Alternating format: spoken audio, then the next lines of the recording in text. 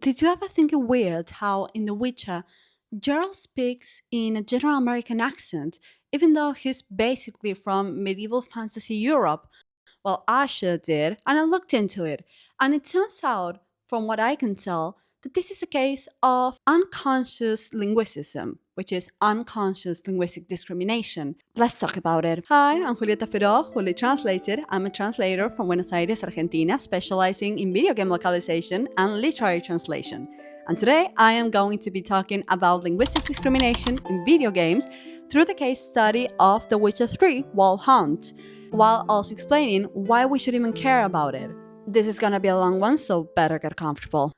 Paralinguistic elements, all those things that factor into communication aside from language, such as body language, facial expressions, or tone of voice, are and have always been a key tool in storytelling. Through them, we can convey many aspects of a character's characterization, such as ethnic background, nationality, gender, age, or even just signaling foreignness. However, there are many aspects of human beings, much more variable, that can also be portrayed through dialects and accents. For example, social class, intelligence, level of education, or just to inspire danger. And this is the line where characterization turns into linguistic discrimination. The moment in which we start assigning worth to speech patterns that really depend on where we were born and we don't really have much control over. But what do we talk about when we talk about linguicism? Linguicism is a term used to describe linguistic discrimination, and it is defined as ideologies, structures, and practices which are used to legitimate, effectuate, regulate, and reproduce an unequal division of power and resources, both material and immaterial, between groups which are defined on the basis of language. Thus, this is a practice comparable to racial discrimination and has a lot of effects outside of the linguistic scope. For example, we have seen this in Ireland and Scotland, where the English forbade these populations from speaking their own languages, forcing them to speak English as a way to culturally dominate them.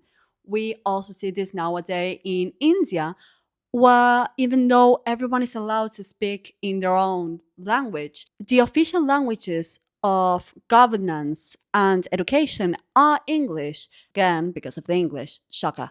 However, linguicism can also occur interlingually, and this is the sort of linguicism we are going to be discussing today. Because us humans cannot seem to stop discriminating against one another, we have developed some sort of prescriptivist theories, part of the standard language ideology, which are conscious attempts at trying to regulate speech manifestations of people. These regulations always have a social, ideological, and political agenda which aims to alienate and deprecate the speakers of the language that is being culturally dominated, which is being considered the other. This type of intralingualism is called glottophobia by the author Blanchett. However, institutions are not the only ones to blame for this. Society itself is partly to blame, as this form of discrimination starts from each individual's judgments and biases, which then allows us to incorporate these glottophobic policies that are enforced.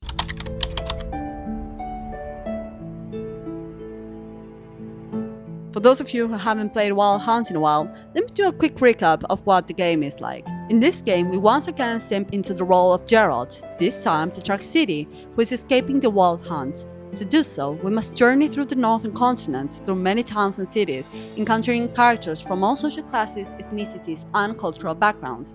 Additionally, we also meet cool supernatural beings which once inhabited the land but have since been displaced by humans, having now become second-class citizens. Many of the characters' allies, as well as Geralt himself, are victims of discrimination within the story. Thus, inclusivity, oppression of minorities, and the consequences of being discriminated against are some of the main themes present in the game. Ironic, isn't it? We cannot talk about video game localization without talking about its culture and the players surrounding it.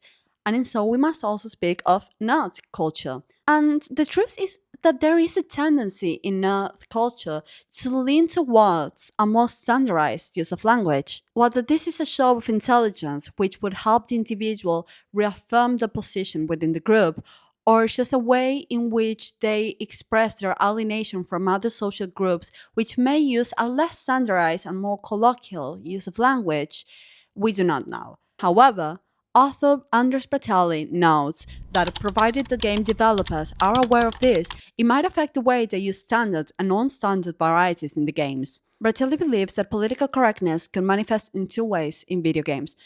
On one hand, they could lean towards a completely standardized use of language just to avoid doing any sort of caricature or slightly discriminatory portrayal of people, or they could lean the other way and just have a wide range of varieties all throughout the game.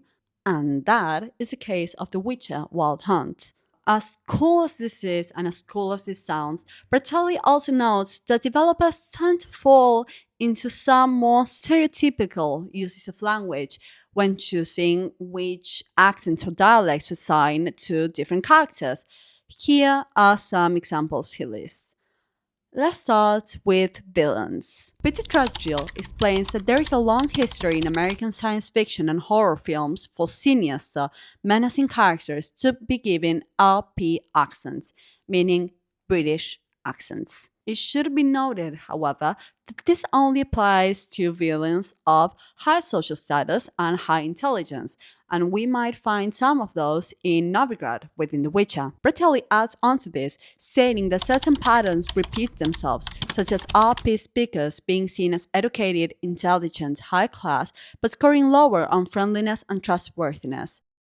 While a standard non-American variety is often used for villains, the opposite is true for heroes. This may be because General American is perceived as an unremarkable, truly neutral variety, perfect for heroes shown to wide audiences. Finally, the other. As is the case of villains, otherness is also marked with non-American varieties. However, these varieties are more often than not non-standard. Certain types of science fiction or fantasy archetypes are often assigned a very specific language variety. Such is the case with vampires being assigned an East European variety or dwarves being assigned a Scottish variety.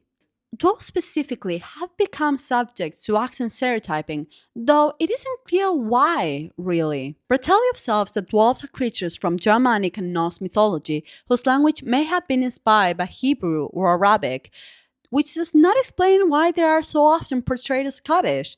However, it is true that these creatures, in Bertelli's words before you come to me in the comments, are usually mountain folk, fond of beer, often temperamental, and fond of mining and especially gold, stereotypes repeatedly associated with Scots.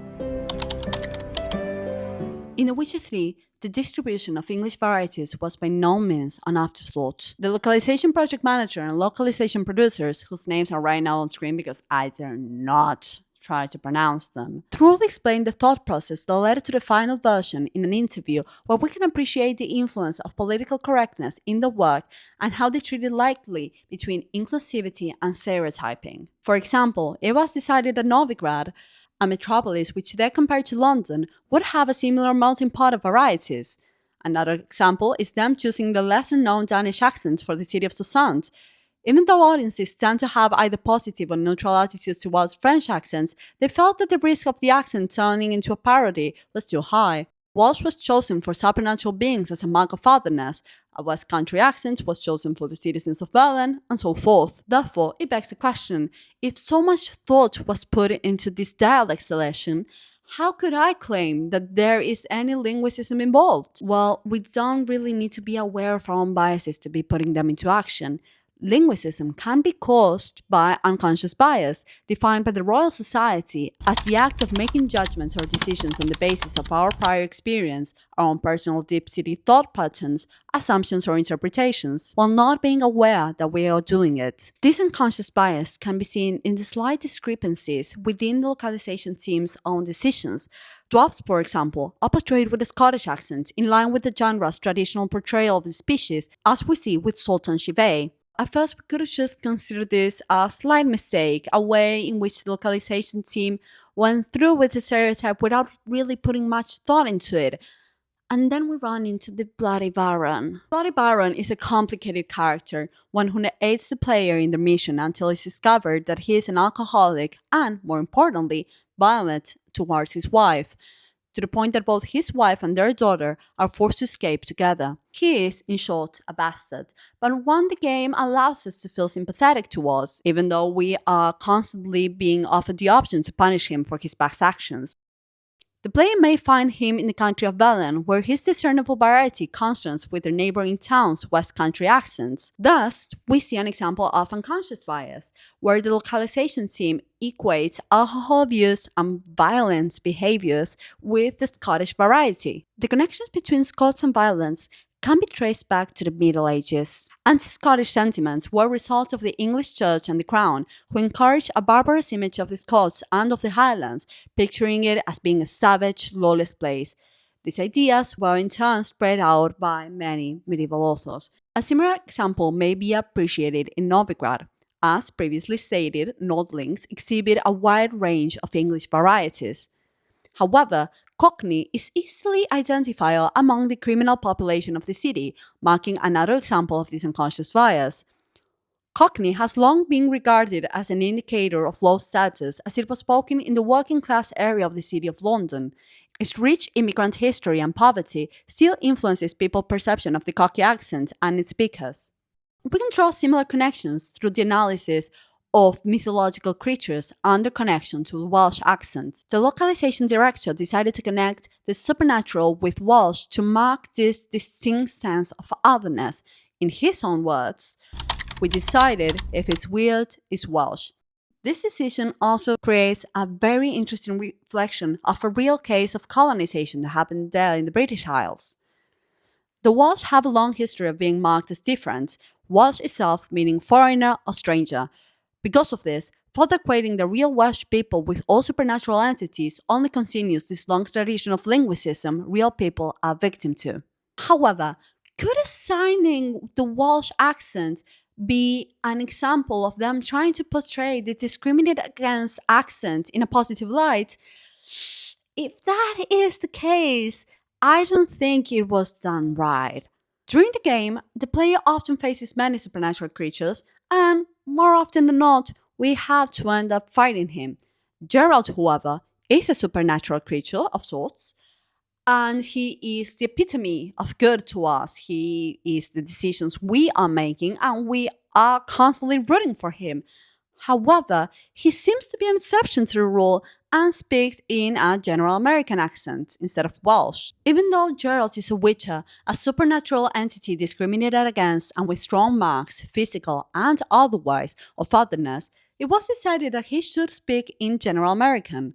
To me, having Gerald speak in a general American variety while having all his other supernatural counterparts speak in a Welsh accent, with few exceptions, shows a lack of commitment to their own world buildings and allows themselves to take the easier route and fall victim to their own unconscious bias and take a stance regarding the standard language ideology, which they don't necessarily might agree to. Thus, indirectly, they say that yes, Welsh is other, while it is too other for a main character. While the market would demand a relatable protagonist, why should authors, developers, and translators fall victim to these temptations? The theory of mind is defined as the ability to reason about the thoughts, beliefs, and feelings of others to predict behavioral responses, and it is believed that it is why storytelling is such an effective way of building empathy. And this would have been a great way to put it into practice. People have demonstrated again and again that they don't really need the characters to be exactly like them for them to be relatable. The benefits of having Gerald speak in a Welsh accent are, for me, many. It built onto his characterization, justified through paralinguistic elements the discrimination Witcher face and the loyalty Gerald feels towards the supernatural beings. And it is less jarring for the player who is otherwise constantly switching between general American and European, almost medieval dialects of English. Furthermore, it would allow the localization team to use Welsh for supernatural beings while making a stance against linguicism, which would be thematically fitting for the game, instead of being another example of it. Even though the connection between Welsh and otherness would remain, it would force the player to feel more empathetic towards the speakers of this variety, and this message would be reinforced through the message of the game. But wow, you might be thinking, isn't this all a bit much? Why should we even care about linguistic discrimination in a fantasy setting? Linguistics in video games, even in fantasy settings, is something we should be critical about. Blanchett states that for there to be an institutional policy against glottophobia, the individual must first consider it necessary, either because of loyalty, opportunism, submission, or by conviction. Therefore, the first step towards linguicism should be a general consensus that these stereotypes are nothing but discriminatory. Yet, having these beliefs reinforced through media does more actual damage than one would consider. As Ross states in Movies and American Society, movies do more than simply show us how to dress, how to look, or what to buy. They teach us how to think about race, gender, class, ethnicity, and policies. The constant repetition of similar images in dozens of films until they become embedded in our minds as reality can affect the way we think about the world. This is especially true in a medium targeted for the youth, even though we as adults also enjoy it. As Libby Green explains, this type of media entertain, but they are also a way to teach children to associate specific characteristics and lifestyles with specific social groups by means of language variation. Linguicism is a type of discrimination we can all be victims and perpetrators of. We carry with us a set of beliefs and judgments that we believe to be true and then pass on to our art. Because of this, we're constantly in danger of undermining our own messages and themes because of the linguistic choices we make in one of our pieces. As we have analyzed in the case of The Witcher, we may want to tell a story against discrimination and oppression, highlighting the dangers of judging people by appearances alone, only to unknowingly tell the audiences that yes, you shouldn't be judging a book by its cover, but you should be judging a person by how they speak. Thank you very much for listening today. I hope you enjoyed it, and if you did, like, subscribe, and join my channel. I am also on Instagram, Twitter, X, and every other place. I will be posting more often. I am going to be posting about translation, languages, social linguistics, and literature and movies, also doing reviews. So I hope you can join me for next time, and see you later.